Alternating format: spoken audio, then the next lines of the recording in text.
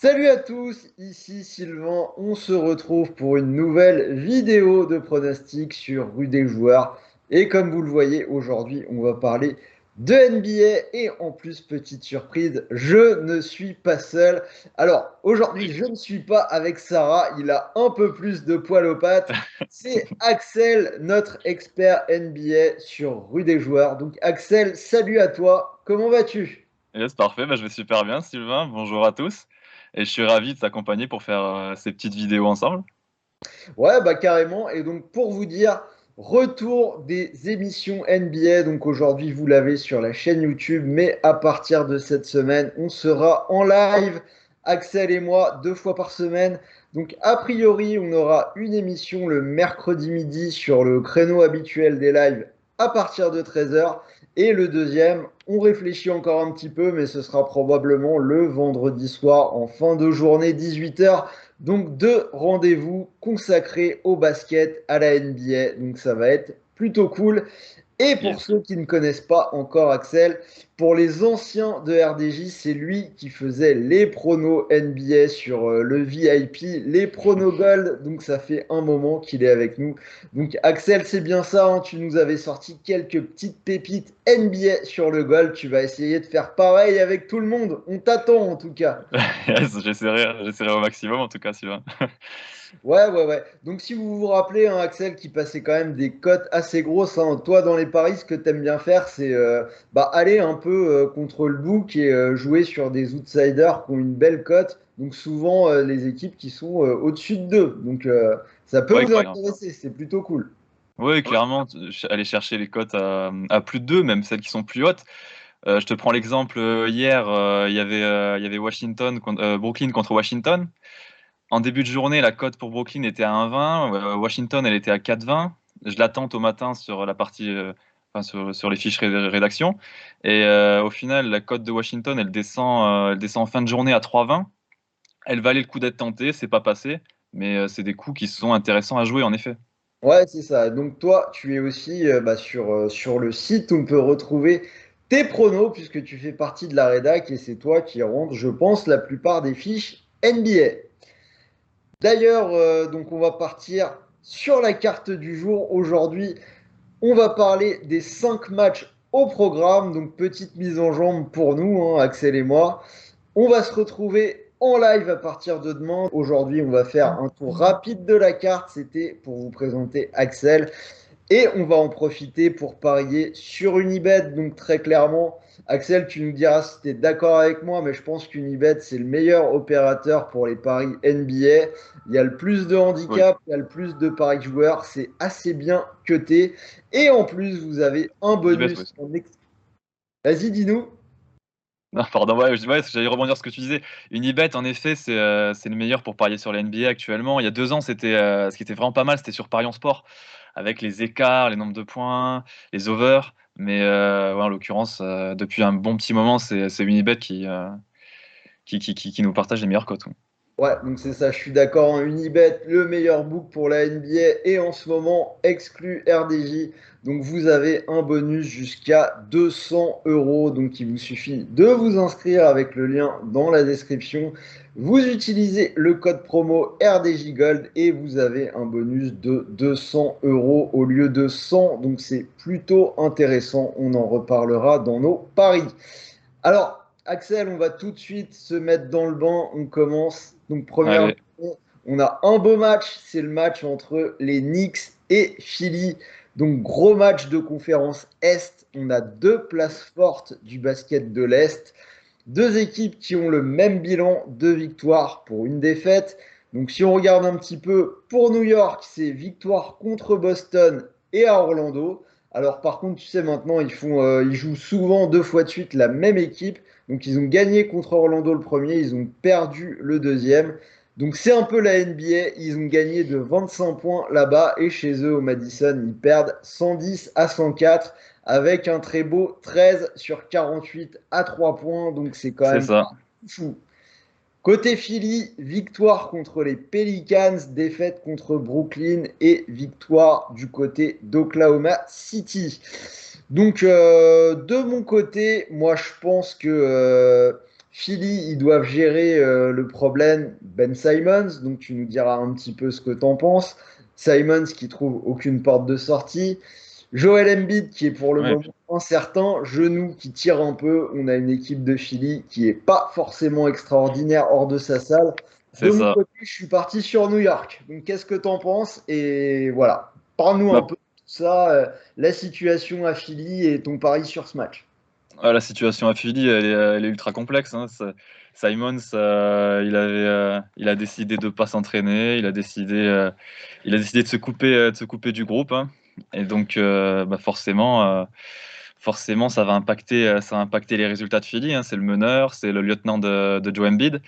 Donc, en plus, oui, c'est vrai, ce dernier, il a les genoux qui coincent un peu. Donc, on aurait tendance à partir sur New York, hein, à la maison, dans le Madison. Surtout qu'historiquement, tu l'as justement souligné, Philadelphie, c'est plutôt mauvais en déplacement. Alors là, en l'occurrence, ils gagnent leurs deux premiers matchs en déplacement, mais historiquement, ils ont beaucoup de mal à se déplacer. C'est vrai qu'en plus, New York, on aurait tendance à.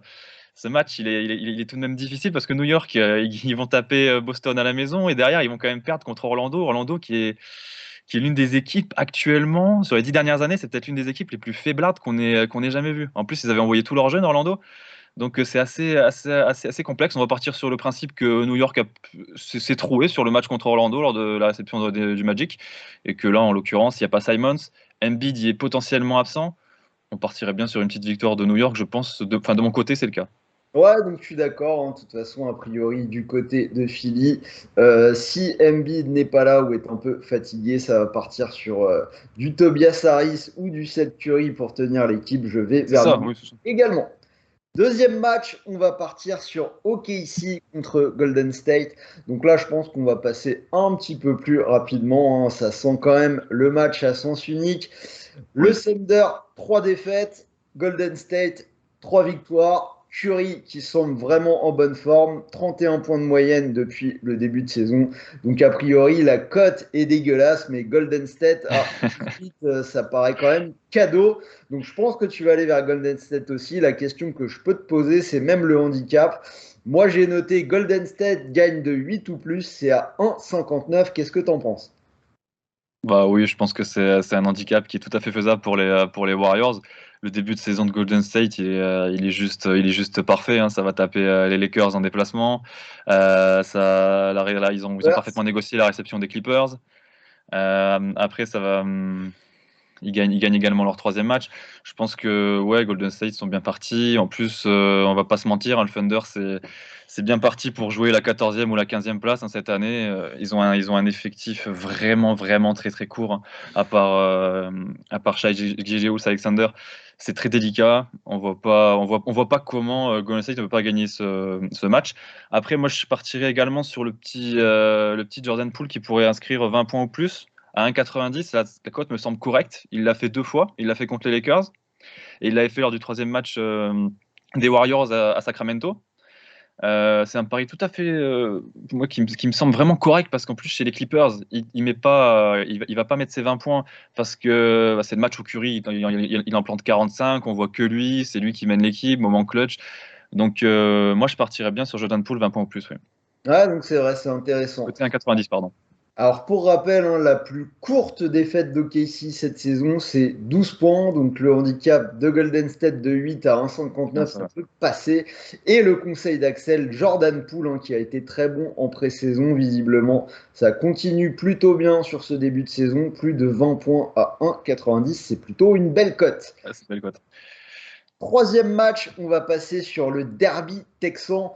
Donc on va en parler avec toi, Dallas-Houston. En plus, je crois que tu aimes bien les Mavs. Oui, c'est mon équipe préférée, en effet.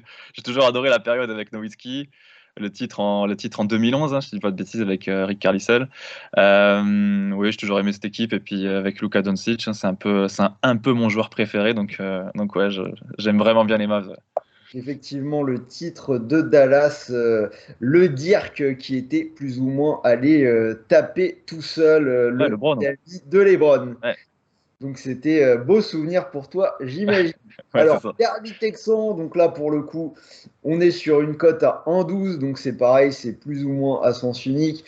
Dallas, une défaite, une victoire, alors que Houston a perdu à Minnesota, gagné contre OKC, qui, tu l'as dit, sera sûrement dernier de la saison, et ils se sont de nouveau inclinés contre Boston. Donc Dallas clairement au-dessus, on regarde leur dernier match contre Toronto. Luka Magic, Doncic, 27 points, 9 rebonds, 12 passes. Hardaway Junior, 25 points. Porzingis, 18 points, 10 rebonds. Ça semble quand même une armada bien au-dessus. Donc Oh 1 oui. et moi j'ai même noté le Dallas de 9 ou plus à 1,54 puisque dans les deux matchs où Houston a perdu, ce handicap est passé. Donc Dallas de 9 ou plus, ça paraît pas mal. Je sais pas ce que t'en penses. Ouais, c'est pareil, hein, c'est un peu on va dire la même physionomie que sur le match OKC Golden State au final, hein, ça va partir un peu sur les mêmes bases, hein. L'écart entre les deux équipes, il est conséquent. On voit pas vraiment comment Houston pourrait venir embêter Dallas, hein. Dallas, c'est ultra solide, c'est une équipe qui score. Et oui, en plus, Houston, c'est une équipe, on sait pas trop dans quelle optique elle se situe. Quand on voit qu'elle arrive à mettre un mec comme John Wall, pardon, au placard. Bon, ça paraît quand même compliqué, hein. Ils sont vraiment dans l'optique de développer les jeunes à Houston. L'objectif, ça va pas être de jouer les playoffs. Ils savent très bien qu'ils n'ont pas le niveau. Ils savent très bien ils vont pas les jouer. Donc c'est ce genre de match, ça va être, oui, ça va partir à sens unique. Et puis moi, comme sur le match précédent, je vais partir sur Tim Hardaway à 20 points ou plus, coté à 2,25. Il met 25 points le dernier match. Et puis, dans ce genre de match, ce qui est ultra intéressant à savoir, c'est que généralement, si le match, si Dallas commence à avoir un bel écart de 15-20 points, généralement, le coach, en l'occurrence Jason Kidd, va mettre sur le banc. Il aura tendance à mettre sur le banc des mecs comme Doncic, Porzingis. On sait qu'il est, bon, les problèmes de blessure, il en a plein. Pour laisser s'épanouir des mecs comme Tim Hardaway Jr. qui a besoin de confiance. Et je pense que lui, même si le score va être assez large en début de match pour Dallas, je pense que lui, il va être amené à jouer bien 30-35 minutes. Ouais, c'est vrai que c'est intéressant. En plus, la cote est belle. Tu l'as dit, Houston, équipe actuellement en reconstruction. Donc, ils ont quand même Christian Wood qui a explosé l'année dernière, dont on va Yes. attendre confirmation. Il n'y a pas grand-chose autour, hein. Le dernier match, il y a Jalen Green qui a pris feu, qui a collé 8 tirs à 3 points, mais il fera pas ça tous les soirs. Donc, ce sera sûrement à sens unique. Je te Ouais, c'est suis. sa première année en plus, donc bon, Et l'automatisme.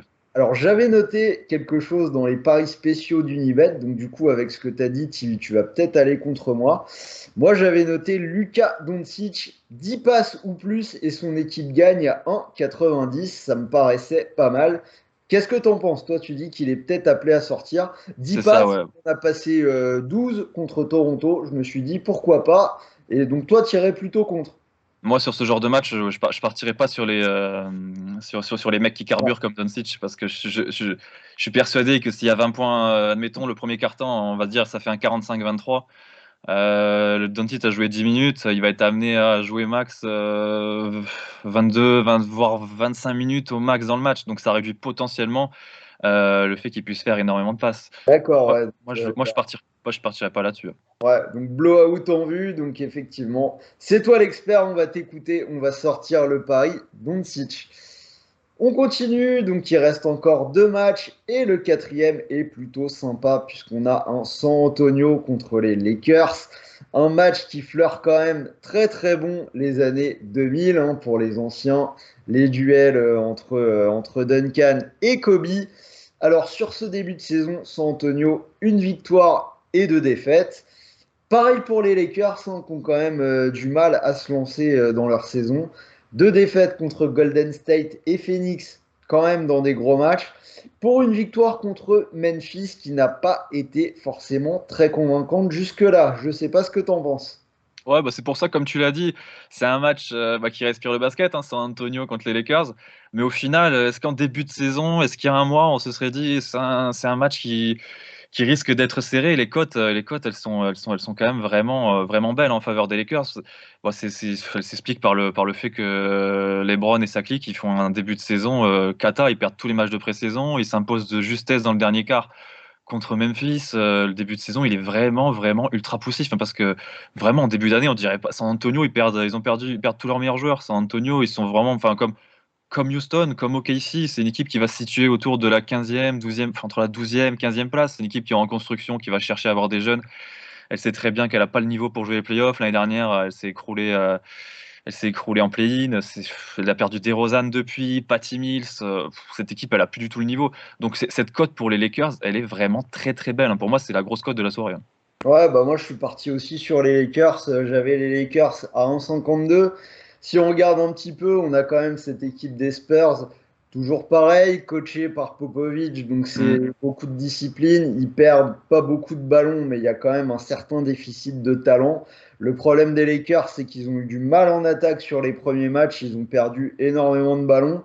On rajoute à ça, on a Ouais, c'est ça. Keldon Johnson qui a priori va être le leader des Spurs un peu sur cette saison des deux côtés du terrain, qui va se retrouver dans un duel contre les Browns. Ce qui est assez préoccupant d'ailleurs, hein, je me permets de rebondir là-dessus, hein. C'est un sophomore, hein. Je veux dire, le mec, il fait sa deuxième année en NBA, il va avoir toutes les responsabilités sur son dos. C'est quand même, enfin, pour moi, le projet San Antonio, à l'heure actuelle, il est très bancal, hein.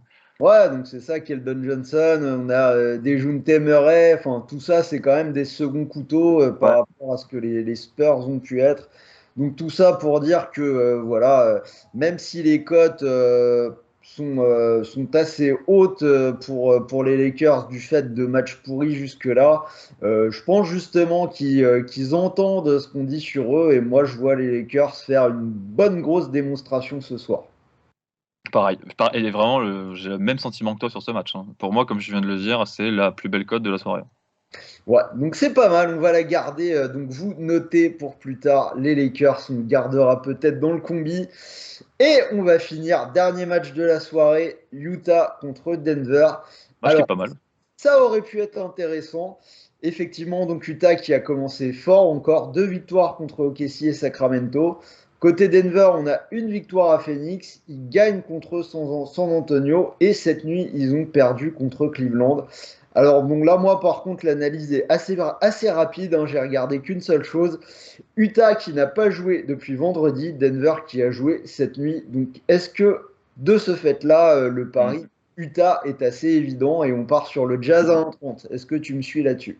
Ah oui, je te suis entièrement. En plus, comme tu viens de le dire, Denver, d'une part, ils ont joué, mais d'une autre, ils ont en plus perdu contre Cleveland à la maison. Ouais, c'est pas fou, ouais. Ouais, c'est pas fou.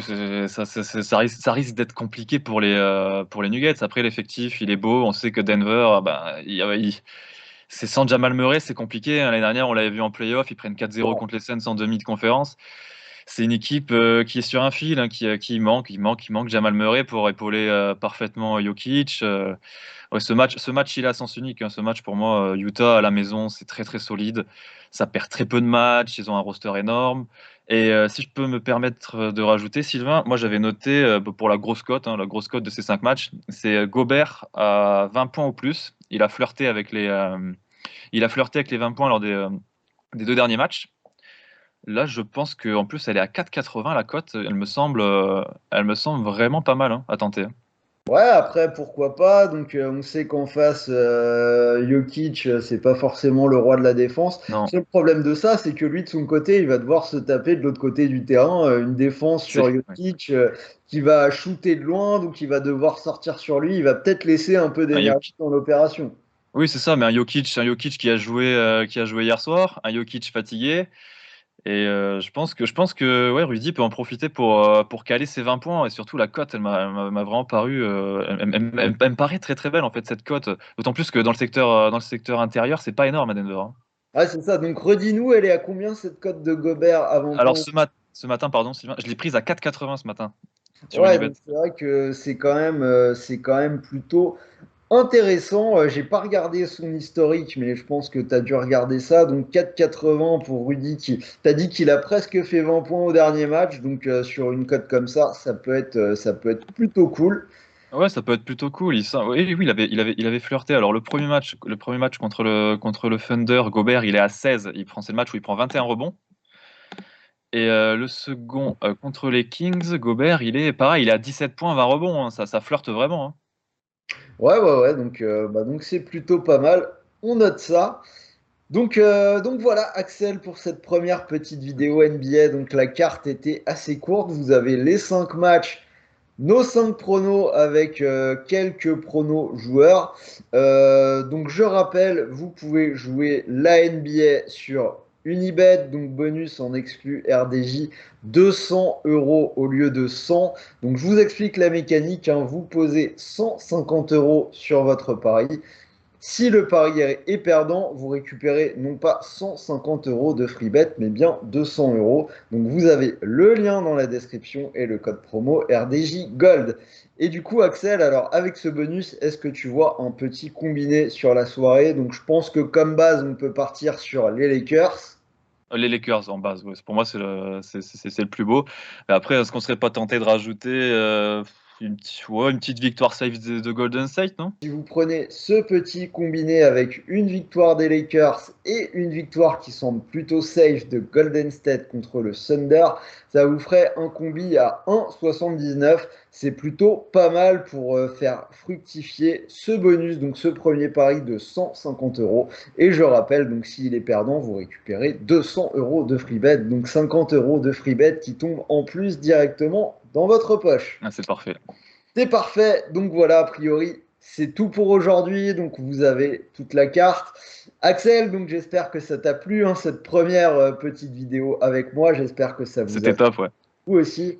Donc c'était sympa. Et donc je l'annonce, on se retrouve a priori demain en live à partir de 13h. Nouveau rendez-vous les live NBA. Donc souvent le mercredi, il y a beaucoup de matchs. Donc on aura une belle émission comme on fait avec Sarah le vendredi. Donc ce coup-ci, ce sera avec Axel. Donc en Parfait. attendant, je vous souhaite de bons matchs, de bons paris, de bons gains. Restez à l'écoute et je vous dis à très vite. Salut à tous. Salut Axel. Salut Sylvain, merci. Au revoir à tous.